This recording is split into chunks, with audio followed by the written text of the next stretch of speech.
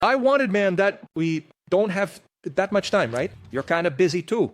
Billy sent a question about your guitar. Can you grab it to show us? Sure, let's go. No, I grabbed Arthur's guitar here just to see because Billy played a bit at the show you did at Blue Note, and he said he asked what the string gauge was. He asked about the releasing, if it's natural or not, and about the guitar's action, right?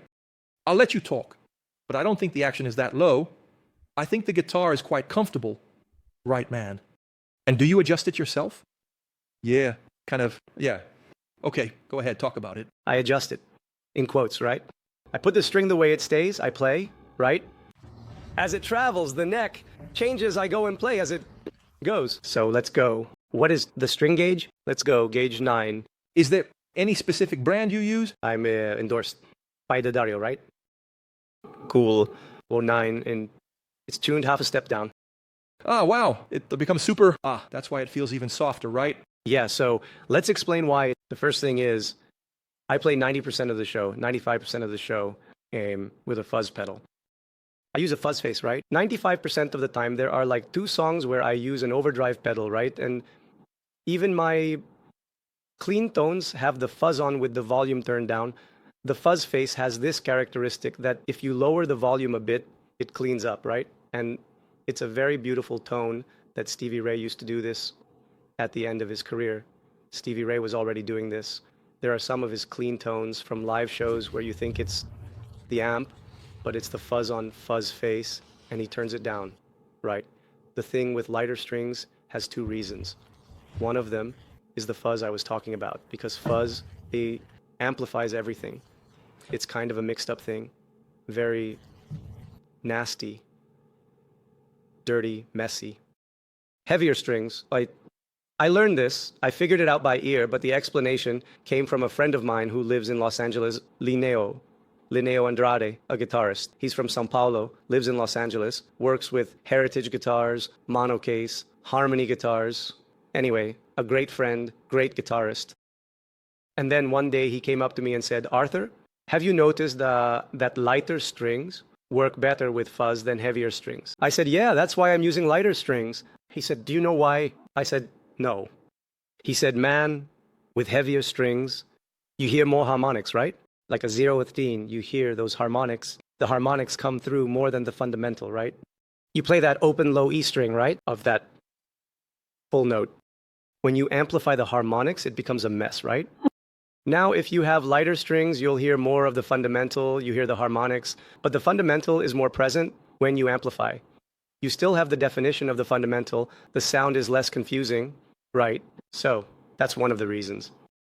The second reason is, I still haven't found my groove with this guitar. These frets here are a bit tricky for me to play, and I do a lot of 2-tone bends, right? Those Albert King bends, those things. It's stainless steel. No, it's not. And I put on lighter strings to help with the bends, right? But I've also gone through the period where I used Euro 13 for a good while, used Euro 12, 11. Most of my life I used 11, then switched to 10, 10.5 step down, 9, 9.5 step down. I now stay between 9 and 10, depending on the guitar. Yeah. Because I noticed there's a lot about bringing that martial aspect, right? To play guitar. People think that to play guitar well, you have to struggle. It has to be difficult. We talk a lot about that here, man. And that's very wrong because, for example, people have different body structures, right? For example, Josh Smith, who produced 2 of my albums, a great guitarist, he uses 0.3 and tuned to standard, right? Not even half a step down like Stevie. His playing doesn't have much bending, right? He uses a lot of slide and such, but when he bends, he really bends. He has that hand. I recorded some songs on his guitars in the studio. For me, it was difficult because I lost muscle memory and because I don't have the big arms that Josh has, right? Josh is a big guy, like a guy weighing 100 kg. He's big, strong, right? Big arms and all big hands. So there's that aspect too. Sometimes we try to replicate the experience. That works for others, but not necessarily for you. So this myth that playing with heavy strings is better is a big mistake. You have to play what is comfortable for you. and what you identify with sonically, right? Just because Stevie Ray Vaughan sounded that way doesn't mean you'll be able to sound like him. Or maybe if you use his, gear, the sound might come out in a way that you might not even like. I played on one of his amps, right? As I said, I didn't play live. It wasn't even my guitar or anything, but I played, I didn't like it. But Steve is Steve. I am me. I love his tone. But when I played his amplifier right, one of the Dumbles he had, I didn't like it. So anyway, this guitar, this is a Fender custom shop, which I played once at a Fender party, which was in the building where the first Fender factory was. Where Leo Fender actually started, I played at this party there in Fullerton, near Corona, where the factory is now, right. And then they gave me this guitar, right? Like, wow, it's great that you played. Thank you. They gave me a Fender custom shop and all. That's cool. Thank you. Oh, you're welcome. But this guitar has several modifications, right? One of them, the main one, is the pickups, right? Which are my signature pickups, right? Which is my own model. From which brand? It's called Euphony. Euphony pickups. It's a company from Poland. This here is based on early 60s, from the 60s, the early 60s. It changed the sound a lot. A lot. The guitar became something else. Because, I have pickups at home that Josefina from Fender personally wound for me to my taste. There's one from Seymour Duncan, too. I forgot the name of the lady who works there, sorry. But she also wound one for me. Is it the lady as well? It's a lady who does it, too. There's Abigail, there's Josefina. It's Josefina. I have from big brands. I have boutique brand pickups. There are some that Joel Wilkins from JW Restoration makes. He makes incredible pickups, all very good. I have very good things. But this one is my favorite because it has my touch, right?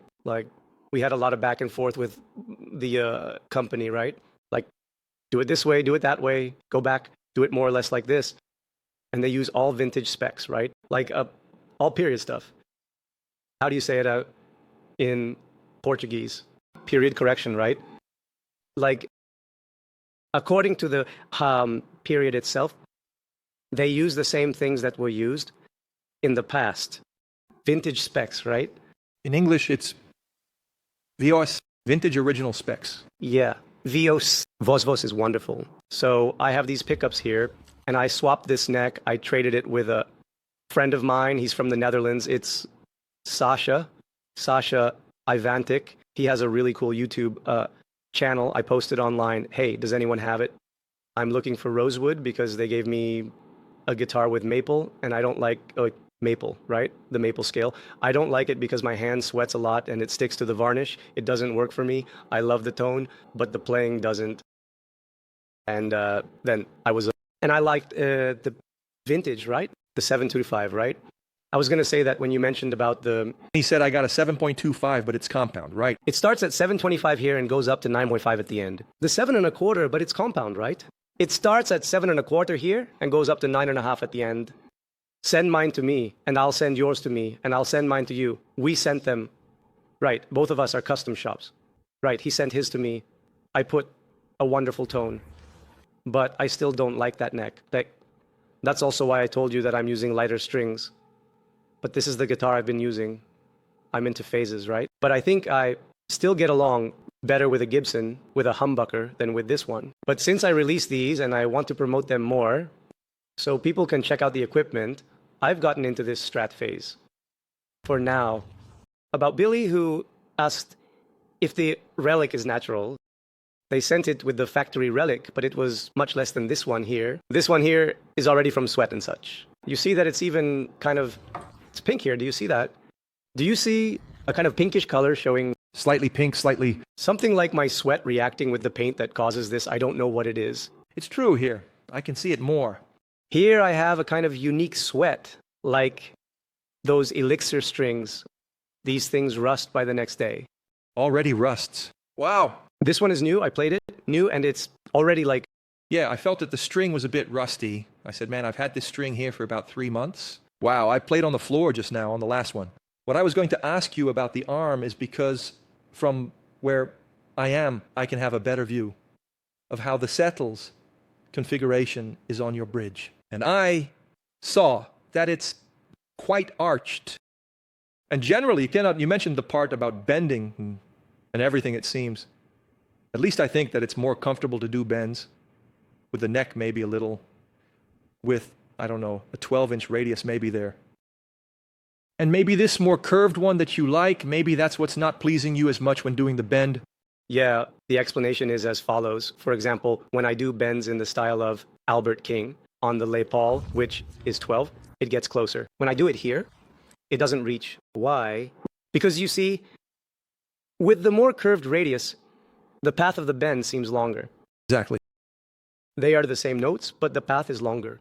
With the path being longer, you have more nuances, you have time for nuances. So it's that Steve's bend, that is, I don't know if it will hold here, but like, it doesn't come out the same because it doesn't have that path. It doesn't have that path. You have to find a curvature there that works for you as a middle ground. Exactly. My school of Strat, right? The main one is Steve Ray. So when I pick up a Strat, no matter how much I want to do my thing, want to sound like myself, a lot of Steve Ray comes out because I listen to him a lot. So when Steve Ray comes out, but when I do Steve Ray and it's not coming out the way I want, it bothers me, right? I understand. That's why it is. But I like the 12-inch radius, but for Les Paul, right? For Flying V 365. Yes, I like it too. Gibson. Thank you for watching this clip from Starling Cast. You can watch the full episode here in the video description. And take the opportunity, if you're a guitarist, to join the largest virtual school in Brazil, exclusively for guitarists, by clicking on the QR code or in the video description. I'll be waiting for you there.